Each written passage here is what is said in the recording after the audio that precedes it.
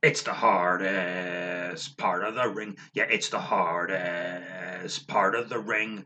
Sometimes you go over the top rope and you bang your head on the ring apron.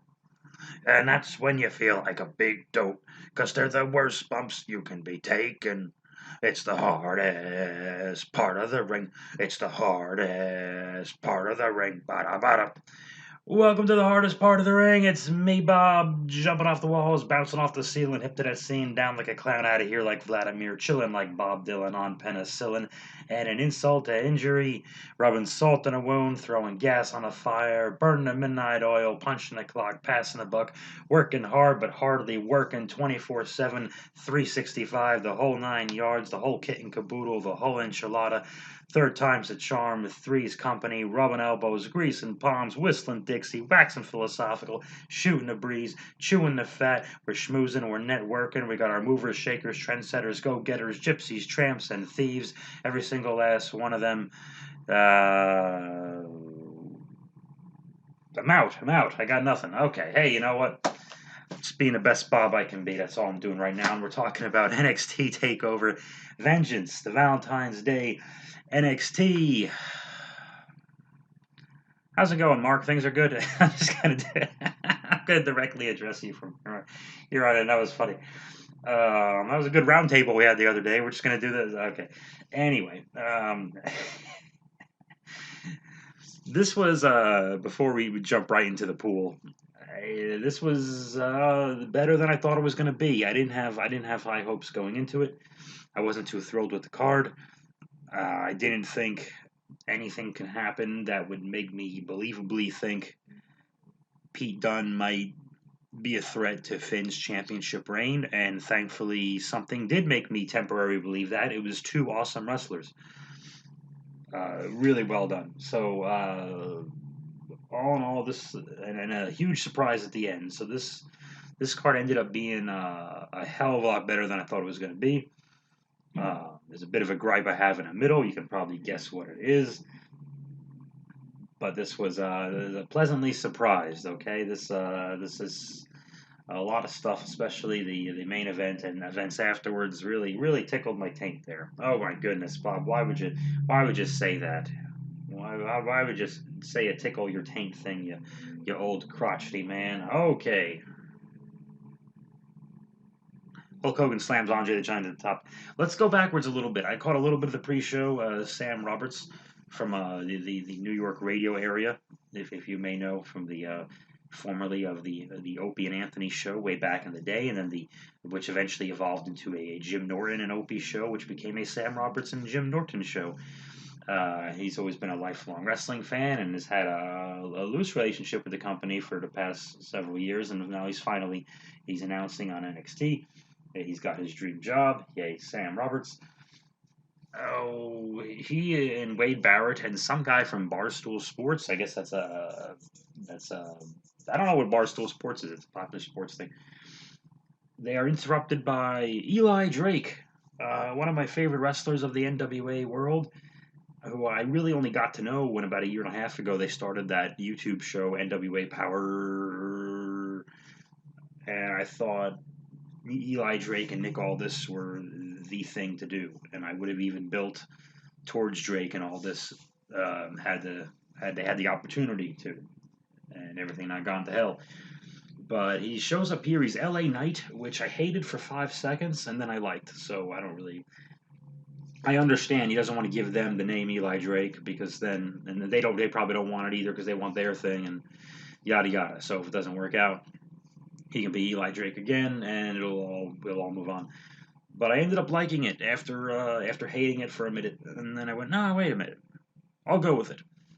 Especially when I saw it was spelled with a K, because that technical Knight is a last name. There's Dennis Knight of the who was Phineas Godwin of the Godwin wrestling dynasty. Okay, yeah, so okay, great, and he was great. The only thing is he looked short next to Wade Barrett. Most humans probably do. I think he's a big dude, but I don't know if they really it didn't. I mean, it didn't bother me, but I know who it would bother in the future. So Vince McMahon, and he likes blondes. Wait, no, stop. It's not important. So I was very happy to see this. And later on, somewhere in the middle, they show him signing with Regal, and he's a talker. L.A. Knight is a talker. So I'm gonna start calling him L.A. Knight because that's his name at the moment. He did a little bit of the let me talk to you up top, and he did not quite a full version, but he did the thing he likes to do, and we'll see. I hope for big things, and damn it, Finn Balor needs some heels, but I think Finn and Cross would be the next way to go. Either way, we need some goddamn heels on the show. Sometimes NXT is like it's like my old socks. There's no heels. We open the show with Hulk Hogan slams Andre the Giant, and Freddie Blassie as a Kane, and Trish Stratus points, and The Undertaker is spooky, and Bret Hart turns around. And then we have a hip hop Valentine's Day song for NXT. Why is everybody so wimpy? The MSK guys are prancing around. Johnny Gargano's so nice and woke and progressive for all these years, and wearing his Captain Marvel themed tights for the big event. What happened to the dudes? What happened to? And there's like 10 dudes having a battle royal on a ring on the roof of the Stamford, then Titan Towers headquarters, and everything's on fire, and there's a helicopter circling around for no goddamn reason. What happened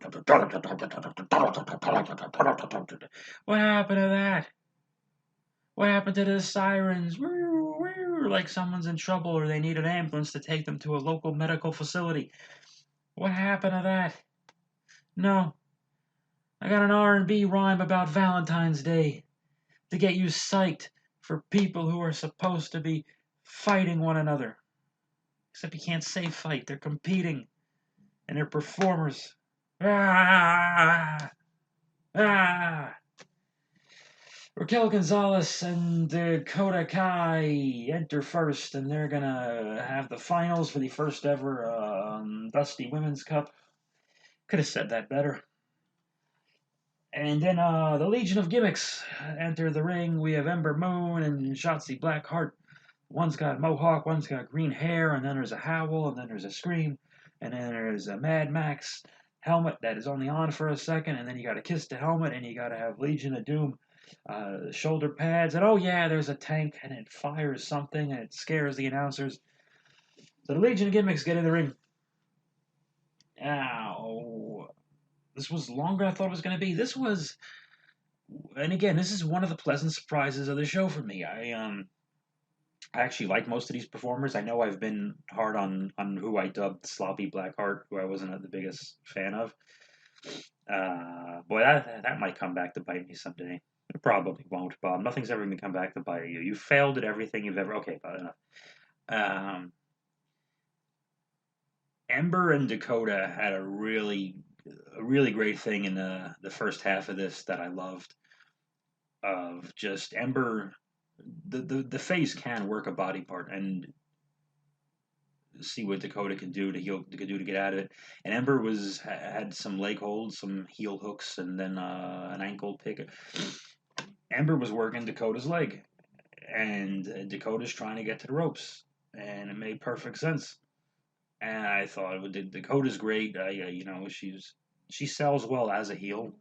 She's not too sympathetic. She's more like whiny with it. And Ember's a very good wrestler. I know I've been critical. I never believed her promos and the many gimmicks. And again, I am being a bit of an ass calling them the Legion of Gimmicks, but I need to say something amusing because I'm just a guy babbling about wrestling, which is bad enough. Yeah, I like this. I like this first half of this match. Notice what I said. Anytime Raquel got in there, and she wasn't in there as much as Dakota, of course, nor should she be. She was so dominant and so convincing. Oh wait, when Dakota and Raquel entered, just to backtrack, they did a pose. Like I guess anytime you have a tag team where one of them's significantly larger than the other, they have to kind of somewhat mock Diesel and Shawn, which is hilarious because Shawn is training with them or training them, however you want to call it. So anyway, but Dakota has her back to the camera, and she just kind of looks over to the side, which is different. It's a little unusual to see someone with their back to the hard camera for a pose, and for a second it looked odd to my eyeball, but you know what? Screw it. The show put me in a better mood than I thought it would be, so work with it. Do it. Do it. It's something different. So I'm not gonna, good for them. I like this tag team. Wow, the second it was like a 10-minute finish. Jesus Christ. They did every goddamn thing under the sun. They almost killed Dakota Kai with some Legion of Doom. Well, this is a very LOD themed show tonight, which makes sense. Dusty Cup tag team, and they teamed with him and turned on him, and then a railroad spike, and then he was a plumber, and it was a whole other story for another day. They gave like a high cross body to Dakota, who was on probably Ember's shoulders on the outside, right in front of the table, the announcer's table, and Jesus, the damn looked like the damn near killed Dakota. I hope no one got injured because there was some big stuff in this match. Someone got tossed out onto the ramp.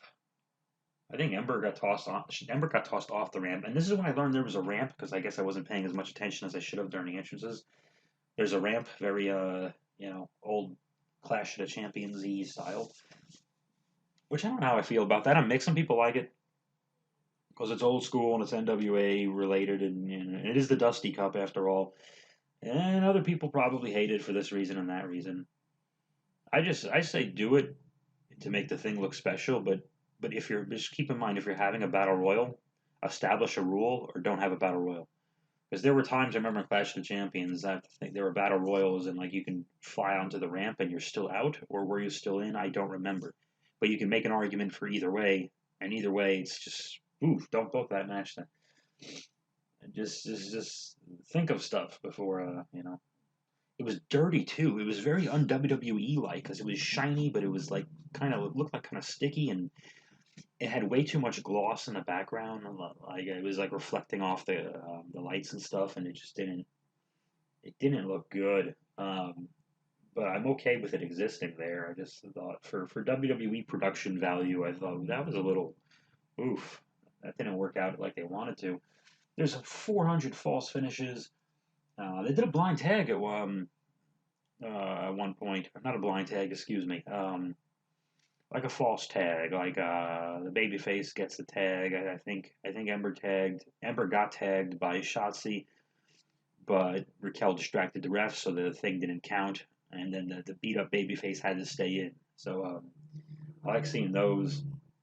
You don't want to see one every. I mean, this show we knew was going to have at least two tag matches, so we had to be careful with that. I'm sure it's way easier in all of them when there's one tag match and a 5-match takeover. Because okay, we can do any tag team thing we want, and in this case, it would be the men would really have to watch the first one or at least find out what the first one's doing, which as we've seen doesn't always happen. WrestleMania 6 starts with 4 jump start attacks, just for the so it's not like everybody in the old day was brilliant. Not everyone was always doing what they were supposed to. But whatever. 800 false finishes. Oh, Jesus Christ. There were many times I thought this was over. They had Raquel kicking out of everything, and I liked it. They showed her dominance. I really think she is the next legitimate contender for the women's champion. She should be the next women's NXT champion. It only makes perfect sense. She won War Games, and she won this with the boob slam. I think she pinned Ember. Was it a legal cover if Dakota Kai, she piled on top of Raquel for the double pin? These things do make the referee look like a goober. And there was something over the. Maybe I was trying to catch up on UK, and something else made the referee look like a goober. I don't remember. Not important right now. I think it was NXT last Thursday, whenever I was reviewing this match. Gets 600,000 stars. Dakota Kai and Raquel Gonzalez are the first ever women's Dusty Cup champions. So that's their bragging thing, and they had their pyro and their ticker tape thing flying from the ceiling, and the red, white, and blue for the two Aussies. And William Regal comes out to congratulate him, and they shake hands, which is still weird in COVID times, even though these other people just rolled around with each other. But anyway, they made it feel like a big deal, and that's their bragging point. That's what they could hang their hat on and say this is why we're important. And eventually they're going to be made to look like fools by Nia Jax with Shayna Baszler as an afterthought. Is what's going to happen to them. So, but congratulations. That was cool. No, really, I think the Forum did a good match, and as hard as I've been on all shots, yeah, this was good. A million finishes, stuff on the outside. Please don't die. Please don't get hurt. I don't like that. I don't like people getting hurt. Pete Dunne gets out of a car, and then we have a big old package smacking you in the face. Gargano versus Kushida. Austin Theory is missing right away. We never see or hear from him again. I think it's assumed Dexter Loomis has something to do with it, and this will probably be a thing we explore in this coming week's episode, I'm sure. So Candice LeRae and Indie Wrestling disappear to go find, and they never came back. Gargano and Kushida went for a goddamn half hour. This was much better than I thought it was going to be, but not because it was long. That's the thing. We've trained ourselves to think a long match is a good match. No. I do think Gargano has a weakness. Like, I can't see him. He never has a great 6 or 7 minute match. Like, his matches all have to be 20, and those are all the class. He has to do everything he has to have a great match. This was awesome, though. There was a lot of great mat wrestling, a lot of beating the hell out of each other, a lot of fighting for the ropes, a lot of desperate times. I thought Kushida, he would have had it. Kushida kept going back to that same hold, the whatever, the Kimura, the whatever. But they had all these different ways to do it. Not too much. This is the thing with good matches. There's not a lot for me to say. There's really nothing else that stands out. Gargano did something where he did a. No, wait, that was the Grizzled guys. Never mind. So, yeah, they beat the hell out of each other. They saw Gargano was selling his left arm the whole time. And eventually he did beat Kushida with that DDT from where he hops off the ring apron, which is the hardest part of the ring. And he did defeat him. He beat it clean. He was winning clean, not my favorite thing in the world. But he may have needed it because he's been so goofy and so frail and so weak as the champion. I'm not sure what they're setting him up for. I would imagine I imagine Austin Theory is a guy you go through to get to Johnny, so Loomis would be the thing. I don't see Loomis and Gargano being good. I hope this elevates Kushida because I haven't been the biggest fan of him. I've kind of been taking a big Kushida all over his matches. I don't know. I don't know where you go with him after this. But there you go, North American Championship. Sorry, guys, I had nothing big to say about that. It's a great match. It is long. They looked like they were trying to win. They were continually going for the cover and making look like they were trying to win because this championship was important to them. And if something is portrayed as important to the performer by the performer, then it should usually come across as important to the audience. So far, definitely exceeds 9,304 stars. That's how much stars I guess. We have another big package just laying on top of our shoulder when we're least expecting it. For the Dusty Cup Finals, Zach Gibson tells the Midget Street crew, he says, take your flips and your green pajamas and shove them up your ass. And they didn't make him say arse because he's British. He just said, shove them up your ass. Zach Gibson, you are my new hero. I told you there was a reason I like the grizzled young veterans. Flips and green pajamas, I'm going to repeat it, shove them up your ass. Happy Valentine's Day. I love it. Is that international, by the way? Does people outside the U.S. know what they do Valentine's Day? Here it's a big Hallmark holiday. It celebrates love and romance and intercourse and copulation, where you fornicate with the young lady and you take pelvic thrusts, resulting in climax for at least one of you, and there you go. So it's another thing where you have to buy your significant other more crap for as much as you would for your birthday or your holiday, whether it be Christmas, Hanukkah, Kwanzaa, whatever you choose to celebrate, which is fine. And plus their anniversary, just more crap to buy them. Wesley does he is the two of them. He is the African American gentleman of the MSK group. Um, I'm just saying that I'm just saying that to differentiate between the two because one is Caucasian and the other is African American. That's why I'm saying his race, okay? Because I'm trying to trying to tell you which one is Wesley and which one is something Carter. And I think Carter, whatever, is the white guy with the lip piercing thing. That's why I mentioned his race. Okay, so don't get mad. He does this goofy slide, Wesley. Every indie-rific fucking thing. I keep finding new ones every time they wrestle.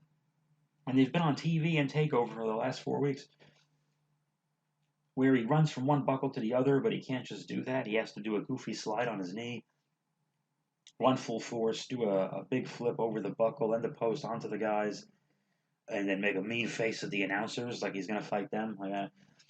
And before he kicks someone, he has to do a backflip handspring thing. Like he. Remember when Michelle Pfeiffer in Batman Returns does like 40 fucking backflip handspring things, and then she looks at the bad guys and she says meow, and that's that character's debut for Batman Returns. That's what these motherfuckers do before they do a move. They're Michelle Pfeiffer in Batman Returns. Okay. The white guy, something Carter. Nick Carter? That doesn't sound right. Nick Carter sounds like somebody else. He says fucking. He's having a brawl with either Drake or Gibson. I forget. Like a back and forth punchy punch thing. And he says, blah, blah, blah, blah, fucking do a punch me. Like, hey, that was interesting. We let that go? More indie-rific bullshit. Why are you yelling fucking on TV? Next thing people would be yelling about their holes. How stupid would that be? We'll have to talk about it for 5 days. Oh, they do a convoluted version of their finish. MSK does. Of course they win this thing. Where I think their finish is usually some kind of it's like one guy has them up in a spine buster type of position, the other guy does a blockbuster, which is actually their least indie-rific move. Thankfully, it's their finish, but uh, one of them, I think Wesley, has to do like a turnaround jump onto the first rope and then the second rope and then twist and do it. They have to do this goofy, prancy indie version of this. They win the goddamn thing. This match, I give it no stars. How about that? The Grizzled Young Veterans, I guess 2 years in a row, they make it to the finals and don't win the thing. It does give them something to gripe about. Most heels, especially most heels, are better when they have something to complain about, be mad about. So now they can talk about the conspiracy and this, that, and the other thing. The goofy pushing moonsault thing, they did do it at some point, but I think there was a twist to it. I don't remember what the hell the twist was. I think they pushed it over the other guy or something. I don't know. This soured me on the show. I was having a good time. I knew this was coming. It wasn't as long as I thought it was going to be. We show Cameron Grimes is doing like a southern like rich kid gimmick of a version of JBL, which was a version of Ted DiBiase, which would also later become a version of Alberto Del Rio. So he's just, but this was more JBL-ish because we've seen him without the money. Now he comes into the money, and it's really just a bunch of clips of him in a pool or whatever doing the same thing, counting money. So I guess they're doing like a gimmick off the GameStop stock exchange thing, which is now old news, but we're gonna beat that to death for a year until he's not worth anything. But what do we do? What the hell do we do with Grimes? I don't know who Grimes feuds with or goes after. Wow, I'm going long today. We do a package for the women. Mercedes Martinez. The mask thing is overdone. Mercedes is wearing like a mask over her mouth and nose, just like Retribution do, just like Tommaso Ciampa kind of does, and probably some other wrestlers I'm not thinking of right now. Plus, have we not just seen a year of everybody wearing a goddamn mask over everything but their eyes? You don't need one. Clearly, they're allowed to wrestle without them.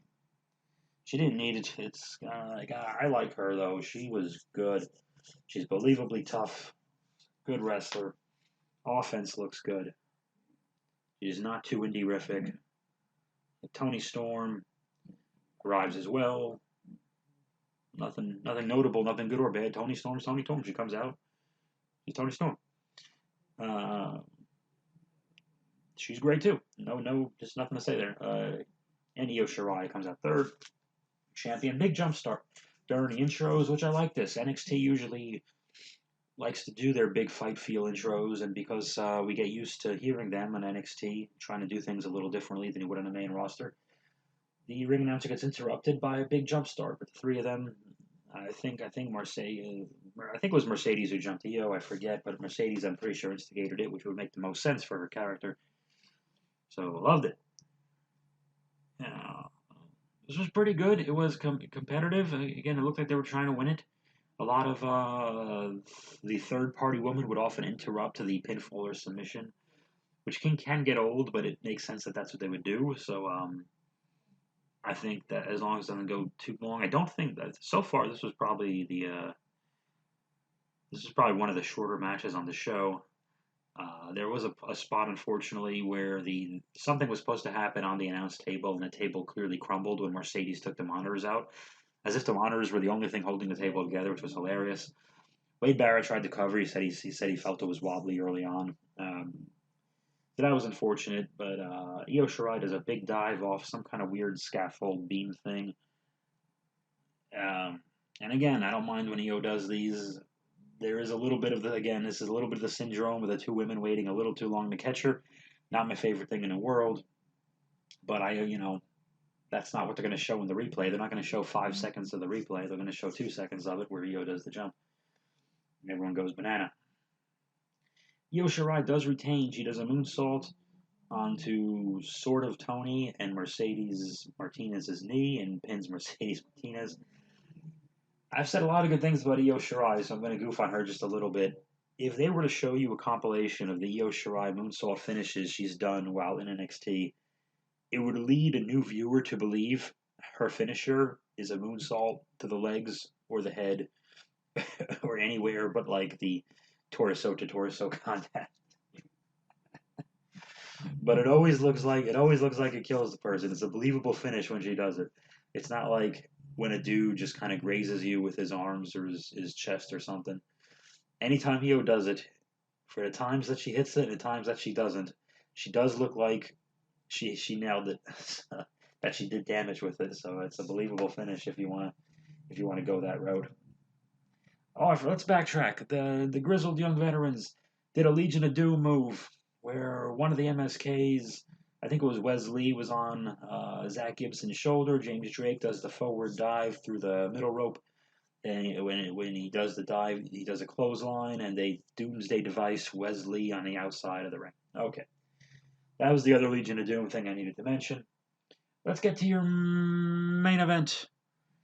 Pete Dunne is not done with his pursuit for the NXT Championship. So we have Pete Dunne and Finn Balor. They had at least 20 minutes, maybe more. Um, just competitive match. There were no outside. They didn't even go to the outside of the ring. I don't think they went to the outside of the ring once. I don't even think they made it over the top rope onto the ring apron, which is the hardest part of the ring. And there were no dives. No outside, no dives. Awesome, awesome mat wrestling. This is I may rewatch this, and I don't rewatch stuff anymore, just because of how they did this. Two guys talk about looking like you're trying to win, exchanging, hold for hold. Pete Dunne continually going to the fingers, going to the jaw, which the announcers, it's up to them to tell the story there. They did great. Beth and Wade, they're growing on me even more every single week. I'm actually liking the announcers and whoever the other guy is. Vic Joe? I don't know. Can't think of it. This was at one point. Dunn takes a move. He takes a big, whatever the hell Finn hit him with, and he's still clinging. He's still clinging onto the fingers with his hand. It won't let go. These two were touching each other almost the entire match. Oh, God damn it! That sounds like they never let go of each other. They're two wrestlers trying to win the goddamn wrestling match. I wasn't trying to go for funny there, but whatever. Do with it what you will. Yeah, they were always in close proximity, even when they weren't touching. Uh, so when Finn would do some kind of a running drop kick or whatever, it was they just looked bigger, looked grandiose, and they kind of followed a bit of a stunt show as we knew they were going to, and as Finn did twice with Kyle. They're following this big stunt show, and they just don't care. We're going to do our match, and it was great. Yeah, I got lost in it. I thought many times Dunn had Finn beat. There's no way Finn can kick out of that. They had me.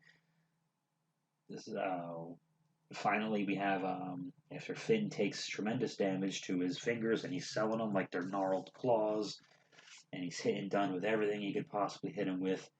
More so than Kushida, Dunn had victory by defeat on this night. And Kushida and Gargano was still really good. I don't want to, because I'm so hard on Gargano and that, mostly that gimmick, and I don't like his matches are all awesome but the same. So it's like, okay, this is great, but I've seen this story, and the other guy always has to do it with him. But Kushida is closer to Gargano's style than a few other opponents. Wait, have they done Gargano and Loomis on a Takeover? See, that's the thing. I should know. I should have been made to care, but it wasn't happening. Eventually, the 1916 move that Finn Balor he hits that, which he named after a Motorhead album. I know that's not why he calls it that. And just like Van Halen's 1984 is named after the George Orwell book. And then he did the Coupe de Gracie right before it in the 1916, and with the gnarled finger, he makes the cover, and he pins Dunn. And what happens after that? Oh, Oni Lorcan and Danny Burch come out for the attack, and the Undisputed Era make the save. The heels powder out, and this is what I love. Dumbass me thought Undisputed Era, okay, they're all good after because they didn't really touch the heels that powdered out. I don't think they did. So I thought, okay, here's what they're gonna. Now they're all gonna turn on Finn, and we get bad guy Undisputed again. And we don't. Adam Cole super kicks Kyle O'Reilly, you son of a bitch, after all this. After Adam Cole super kicks Finn first, my bad, I jumped ahead. He kicks Finn first, which causes Kyle to be like, well, I'm mad at you. Why would you do that? And then Cole does really nothing. Backs off. Roddy gets in between them, as Roddy would normally in this situation, which makes sense because he just doesn't want them to fight. He just wants to keep the group together. Whether Roddy approves of the super kick on Finn, we don't know.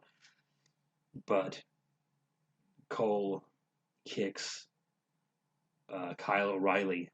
And still, I did not see that coming. Even after the kick on Finn, I didn't see the kick on Kyle coming. Kick on Kyle coming. Look at me go. I didn't see it coming. And it's best when you don't see it coming. And what was Undisputed to do? If they weren't all going to move up to the main roster, whatever you want to call it, then they had to do something different. And they did, and this pretty much breaks them up in a sense. I thought Undisputed instead of Retribution would be a much better invading dominant faction over the summer for Raw, but whatever, it's another conversation. The way where things went for Retribution, probably not. And Roddy, this is the best part of it. They had him with 1 foot. He's standing in the ring, but 1 foot over the middle rope on a ring apron, which is the hardest part of the ring, by the way. I never mentioned that before.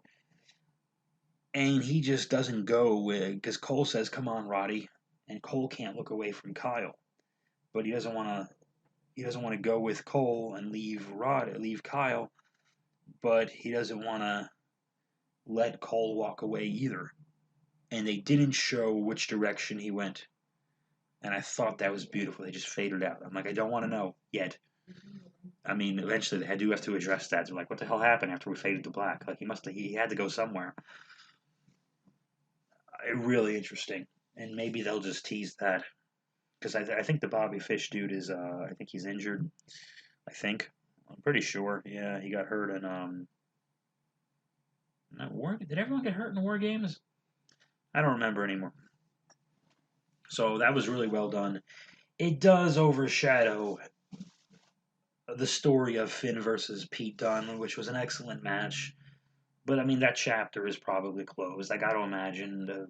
I thought Karrion Kross was going to come out and lay waste to Finn, but that would have been. You can't do both. You could have Karrion do his thing or the Undisputed thing, and you really can't have a takeover without Undisputed. I think Karrion Cross is the next is the only challenger for Finn Balor right now, and probably should be him.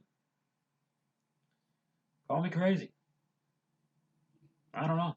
Maybe LA Knight will keep some of the faces busy.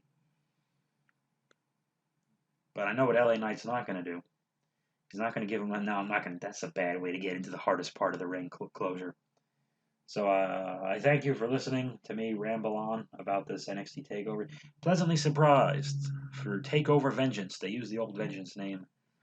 So definitely a shot in the arm, which are hard to come by these days in the States as a COVID joke for NXT. As long as we don't see too many people getting dropped on their heads on the hardest part of the ring. Oh, it's the hardest part of the ring. Sometimes you go over the top rope and you bang your head on the ring apron. Oh, that's when you feel like a big dope, 'cause they're the worst bumps you could be taking. Oh, it's the hardest part of the ring. It's the hardest part of the ring. Ba-da-ba-da.